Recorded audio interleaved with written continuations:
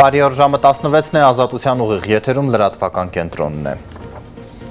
Չնայած Իլհամ Ալիևը մերժեց երեկ Գրանադայում մասնակցել Հայաստանի, Ֆրանսիայի, Գերմանիայի եւ Եվրոպական խորհրդի առաջնորդների հանդիպմանը, սակայն միաժամանակ Բաքուն ընդունել է արդեն առաջիկա օրերին Բրյուսելում եռակողմ բանակցություններ անցկացնելու Շարլ Միշելի հրավերը։ Առանց Ալիևի ընդունված երեկվա հայտարարությունում եվրոպացի 4 առաջնորդները ընդգծել են անսասան աջակցությունը Հայաստանի անկախությանը, ինքնիշխանությանը, տարածքային ամբողջականությանը եւ սահմանների անձեռնմխելիությանը։ Կրկին շեշտվել է Հայաստանի 29800 եւ Ադրբեջանի 86600 քառակուսի կիլոմետր տարածքը։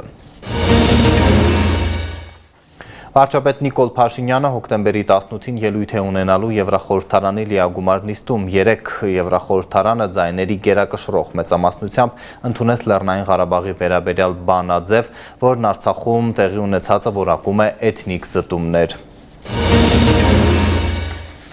Մի քանի օրից Բաքվի դատարանի առջև է կանգնելու Լաչինի Միջանցքից առևանգված Վագիվ Խաչատրյանը, Ադրբեջանը նրան է վերագրում 30 տարվա վաղեմության հանցագործություն։ Իսկ Բաքվի բանտերում հայտնված Արցախի քաղաքական վերնախավի գործերը դեռ նախաքննության փուլում են։ Բարձրաստիճան 8 պաշտոնյաներից միայն Դավիթ Բաբայանը եւ Լևոն Մնացականյանը չեն հայտնվել ադրբեջանական հեռուստաալիքների կադրերում։ Մյուսներին Բաքուն ցուցադրել է ձեռնաշղթաներով։ Շուրջ 10 օր առաջ Հայաստան գալու ճանապարհին ձերբակալված ու ադրբեջանական բանտարկության մեջ գտնվող նախկին պետնախարար Ռուբեն Վարդանյանը հնարավորություն է ունեցել կապ հաստատել հարազատների հետ։ Տեղեկությունը հրապարակել է Ադրբեջանի մարդու իրավունքների պաշտպանը, որը 3 օր առաջ այցելել է Վարդանյանին։ Ըստ Սաբինա Ալիևայի գրասենյակի Վարդանյանը մեջբերում է գոհունակություն է հայտնել պահման պայմաններից, նշել, որ բժշկական զննում է անցել եւ առողջական որևէ խնդիր չունի։ Ծանր հոդվածներով ահաբեկչության ֆինանսավորումից մինչեւ ապօրինի զինված կազմավորումների ստեղծման համար մեղադրվող նախկին պաշտոնյային հնարավորություն է տրվել տուն զանգահարել, ծանրոց ստանալ, ինչպես նաև օգտվել գրադարանից։ Ադրբեջանի մարդու իրավունքների պաշտպանի գնահատմամբ Վարդանյանի իրավունքները պաշտպանված են, նրան ցուցաբերվում է անհրաժեշտ բժշկական օգնություն։ Նաև հայտնում են, թե Վարդանյանի պաշտպանությունը իրականացնում է նրա ընտանիքի կողմից ընտրված փաստաբանը, թե ով է այդ փաստաբանը առայժմ պարզ չէ։ Ազատությանը դեռ չի հաջողվել կապ հաստատել Վարդանյանի ընտանիքի հետ։ Ռուբեն Վարդանյանից բացի ադրբեջանական բանտարկության մեջ Արցախցի եւս 7 պաշտոնյա, Արցախի նախկին նախագահներ Արկադի Ղուկասյանը, Բակո Սահակյանը, Արայիկ Հարությունյանը, խորհրդարանի խոսնակ Դավիթ Իշխանյանը, ինչպես նաև պաշտպանության բանակի հրամանատար Լևոն Մնացականյանը, նախկին արտգործնախարար Դավիթ Բաբայանը, պաշտպանության բանակի հրամանատարի նախկին տեղակալ գեներալ-մայոր Դավիթ Մանուկյանը։ Նրանք եւս մեղադրվում են տարբեր ծանր հոդվածներով ահաբեկչությունից մինչև ապօրինի զինված կազմավորումների ձևավորում։ Պաշտպանության բանակի հրամանատարի նախկին տեղակալ Դավիթ Մանուկյանի հարազատները օրերս են դիմել Կարմիր խաչի միջազգային կոմիտեի Երևանյան գրասենյակ տեղեկություններ ստանալու համար։ Եղբայրը դաշնակցական պատգամավոր Գեղամ Մանուկյանն Ազատությանը փոխանցեց միջազգային կառույցից արդեն կապվել են ընտանիքի հետ։ Առայժմ որևէ տեղեկ կա, Կարմիր խաչն է կապ հաստատել ընտանիքի հետ, արարողակարգային ներգրանցումները կատարել են, ինչպես մնացած բոլոր առևանգվածների եւ Կարմիր խաչն ասել է, որ իրենց աշխատակարգի համաձայն առաջիկայում տեսակցելու են բոլոր կալանավորները։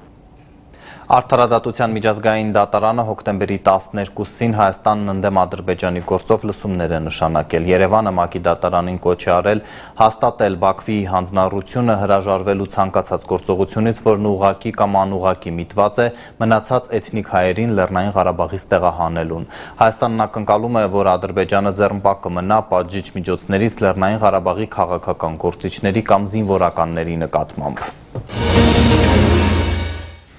Հայկական կողմը չի հաստատում ռուսական պետական 10 գործակալության տեղեկությունը, որ Ռուսաստանի պաշտպանության նախարարության պատվիրակությունն այսօր այցելելու է Երևան քննարկելու Լեռնային Ղարաբաղից ռուսական խաղաղապահ զորախմբի դուրսբերման ժամկետները։ Որևէ տեղեկություն չունենք եւ նման հանդիպում պաշտպանության նախարարությունում պլանավորված չէ, հայտնել են Հայաստանի ռազմական գերատեսչությունից։ Իդեպ խաղաղապահները տեղեկացրել են, որ Լեռնային Ղարաբաղի շփման գծի ամբողջ երկայնքով ապամոնտաժել են դիտակետերը։ Միաժամանակ Մոսկվան հայտնում է, որ Բաքվի ու Ստեփանակերտի հետ շարունակական փոխգործակցություն է ուղղված արյունահեղության կանխմանը, անվտանգության ապահովմանը եւ խաղաղ բնակչության նկատմամբ մարդասիրական իրավունքների պահպանմանը։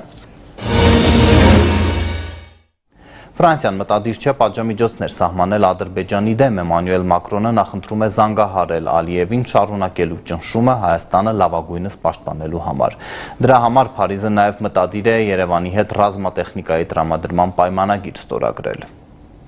Լեռնային Ղարաբաղի դեմ ադրբեջանական լայնածավալ հարձակումից 2 շաբաթ եւ տեղի հայության բռնի տեղահանման ավարտից ընդամենը մի քանի օր անց Հայաստանի գլխավոր եվրոպական դաշնակիցը համարվող Փարիզ նստեյության փակում է Բաքվի դեմ պատժամիջոցների կիրառման թեման գոնե տեսանելի ապագայում։ Դա պարզ դարձավ երեկոյան Գրանադայում Ֆրանսիայի նախագահ Էմանուել Մակրոնի հնչեցրած հայտարարություններից հետո։ Je pense que le temps n'est pas aux sanctions. Չեմ կարծում, որ պատժամիջոցների պահը հասունացել է, քանի որ դրանք անարդյունավետ կլինեն եւ չեն նպաստի Հայաստանի տարածքի եւ բնակչության պաշտպանությանը, հայտարարում էր Մակրոնը։ Et elle ne permettrait pas au mieux de protéger justement le territoire arménien et ses populations. Ադրբեջանի դեմ պատժամիջոցների կիրառման հնարավորություն նստեյության բացառելուն զուգահեռ Ֆրանսիայի նախագահը երեկ Բաքվի կողմից միջազգային իրավունքի նորմերի խախտման եւ սեփական խոսքը դրժելու օրինակներ էր ներկայացնում։ Et moi je me souviens aussi des 2 dernières réunions. Ես նաև հիշում եմ եվրոպական քաղաքական համայնքի նախորդ գագաթաժողովների շրջանակներում Քիշնևում եւ Պրահայում կայացած մեր հանդիպումները, որոնց ընթացքում նախագահ Ալիևը խոստացել էր Լեռնային Ղարաբաղում երբեք ուժ չկիրառել։ Ֆրանսիան չէ, որ խնդիրներ ունի Ադրբեջանի հետ, այդ Ադրբեջանն է, որ խնդիրներ ունի իր իսկ ստանձնած պարտավորությունների, սեփական խոստումների եւ միջազգային իրավունքի նորմերը հարգելու հետ, հայտարարում էր Մակրոնը։ Avec le respect de sa propre parole et avec le respect du droit international. Ադրբեջանի հետ ճնշման լեզվով խոսելն անիմաստ է եւ անթույլատրելի արձագանքելով Ֆրանսիայի նախագահի հայտարարություններին, նշում է Ադրբեջանի արտգործնախարարությունը։ Անպատասխանատու հայտարարություններով հանդես գալու փոխարեն ավելի օգտակար կլիներ, եթե Ֆրանսիան վերջ տար Հայաստանը զինելուն եւ աջակցելուն ուղղված իր նենգ քաղաքականությանը, որը խոչընդոտում է տարածաշրջանում խաղաղության եւ կայունության հաստատմանը, եզրափակում է Ադրբեջանի արտգործնախարարությունը։ Արցախի դեմ լայնածավալ ռազմական գործողությունների զոհերի թիվն Ադրբեջանում հասել է 205-ի, հայկական կողմը դեռ զոհերի վերջնական թիվը չի հրապարակել, աճյունների եւ անհետ կորածների որոնումները դադարեցվել են, այժմ նույնականացումն է ընթանում։ Իրանի ճանապարհների եւ քաղաքաշինության նախարարը ժամանել է Զանգելան, ըստ ադրբեջանական լրատվամիջոցների այցի գլխավոր թեման Զանգեզուրի միջանցքն է։ Իրանի նախարարին ուղեկցում է Ադրբեջանի փոխվարչապետը, նա նաեւ ապաշրջափակման հարցով հայ-ռուս-ադրբեջանական եռակողմ հանձնաժողովի համանախագահն է։ Այսօրվա այցի շրջանակում տրվել է Արաքսկետի վրայով Ադրբեջանից Իրան տանող կամրջի հիմնարկեքը։ Արցախցի տեղահանվածներին կառավարությունը խոստանում է անկախ տարիքից 100,000 դրամ միանվագ եւ 50,000 էլ ամսական տան վարձակալության ու կոմունալ ծախսերի համար։ Սակայն թղթաբանությունը, վարչարարությունը ձգձգվում են, 2 շաբաթ է Հայաստանում են ամեն ինչ Արցախում թողած, իսկ դրամական օգնությունը դեռ չկա։ Ոչ մի օգնություն մինչև այսօր չենք ստացել։ Գումար չեք ստացել։ Ոչ մի բան, ընդհանրապես ոչ թե գումար, ընդհանրապես ոչ մի օգնություն մինչև այսօր չենք ստացել։ Չնայած կառավարությունը դեռ 5 օր առաջ էր խոստացել, որ այս շաբաթվանից կսկսեն Արցախից տեղահանվածներին ֆինանսական աջակցություն տալ միանվագ 100,000 դրամ բոլորին, բայց Մարտունեցի Կարո Հովսեփյանի պես շատերն այսօր Ազատության հետ զրույցներում պատմում էին. առաջին ձեռք մեկնողը հեռու մոտիկ ազգականները, պարզապես հոգատար անծանոթներն են դեռ։ Մենք եկանք այստեղ վազակալեցինք պտուղմուկ 5,000 ես մետի գինը տղաս հաս։ Դեն այսօր զանգեցին, ասացին, որ ինչ-որ գնացեք այդ դիմեցի, մարշակալներ չունենք, էլի մի։ Հայաստանի վարչապետի մամուլի քարտուղար Նազելի Բաղդասարյանը քիչ առաջ հայտարարեց, որ տեղահանված արցախցիների մի մասը այսօրվանից կսկսի ստանալ 100,000 դրամները իրենց քարտային հաշիվներին։ Բուն գործընթացը ավելի ինտենսիվ կմեկնարկի 2 շաբթի օրվանից։ Ով էլ հաշվեհամար չունի, Բաղդասարյանը հորդորեց հենց հիմա շտապել բանկ։ Բուրըն ընթացքում է 100,000 դրամների տրամադրման գործընթացը։ Կենտրոնական բանկն արդեն իսկ առավել քան 50,000 անձի բանկային քարտային տվյալներ փոխանցել է միասնական սոցիալական ծառայություն։ Այժմ տեղի է ունենում տվյալների համադրումը եւ գումարների փոխանցման գործընթացը արդեն այսօր իսկ կմեկնարկի, այսինքն որոշակի թվով անձինք այսօր իսկ այդ գումարները կստանան։ Ես նշեմ, որ բանկային գործարքներն իրականացվելու են աշխատանքային օրերի ընթացքում եւ եթե դուք այսօր այդ գումարը չեք ստացել, բայց ունեք հաշվեհամար, հավանաբար արդեն հաջորդ շաբաթվա սկզբին 2 շաբթի կամ 3 շաբթի օրերին գումարային փոխանցումները կիրականացվեն։ Խոսնակի փոխանցմամբ առաջիկա օրերին օրերին կառավարությունը կհաստատի եւս մեկ որոշում, ըստ որի Հայաստանում բնակարան չունեցող տեղահանված արցախցիներին կտրամադրվի նաեւ 50,000 դրամ տանվարձակալության եւ կոմունալների համար։ Ավելի քան 100,000 տեղահանված մարդկանց շուրջ 75%-ը, ըստ վարչապետի խոսնակի, Հայաստանի տարբեր մարզերում են։ 50%-ին պետությունն ապահովել է ժամանակավոր կեցության վայրով։ Այդուհանդերձ միասնական սոցիալական ծառայության կենտրոնները շարունակում են ծանրաբեռնված աշխատել։ Ազատությունը հենց տեղում հանդիպեց մարդկանց, ովքեր մինչև օրս կացարան չունեն։ Ոմանք անգամ արդեն մի քանի օր է գիշերել են բաց երկնքի տակ։ Հիմա որտեղ եք։ Հիմա մենք դրսում ենք ապրում, աղջկաս հետ, ոչ ոք չունենք էլ այստեղ բանը եկեղեցի հայատում կամ սկամիկայի վրա, հետո խորհրդային գնացին կենտրոնը, իրանք ուղարկեցինք մեզ այստեղ էլ սպասում ենք, որ մի կերպ տեղավորեն ինձ։ Էլմիրա Ներսիսյանին իր հաշմանդամ դստեր հետ այսօր խոստացել են կացարանով ապահովել։ Ասած լավատես է, հավատում է, որ այս գիշեր 4 պատի ներսում կլուսացնեն։ Միացյալ Նահանգների կոնգրեսի հայկական հարցերով հանձնախմբի հիմնադիր համանախագահ Ֆրենկ Փալոնը, ներկայացուցիչների պալատի անդամներ դեմոկրատներ Ջիմ Կոստան եւ Բրեդ Շերմանը միացել են ներկայացուցիչների պալատի օրենսդիրների երկկուսակցական խմբին, կոչ անելով նախագահ Բայդենի վարչակազմին անհապաղ քայլեր ձեռնարկել կանխելու ադրբեջանական ներխուժումը Հայաստան։ Ալիևից եկող ազդանշանները ցույց են տալիս, որ նրա էթնիկ զտումների արշավը չի ավարտվի Արցախի վրա ռազմական հարձակումներով, գրել են ամերիկացի օրենսդիրները։ Այս տարվա խաղաղության Նոբելյան մրցանակը շնորհվել է իրանցի իրավապաշտպան, այժմ կալանավորված Նարգիզ Մոհամմադիին։ Նա այս բարձր պարգևին է արժանացել կանանց նկատմամբ ճնշումների դեմ պայքարի համար։ Իրանի դատարանը Մոհամմադիին 31 տարվա ազատազրկման է դատապարտել։ Նա երկրորդ իրանցի կինն է, որն արժանանում է խաղաղության Նոբելյան մրցանակի։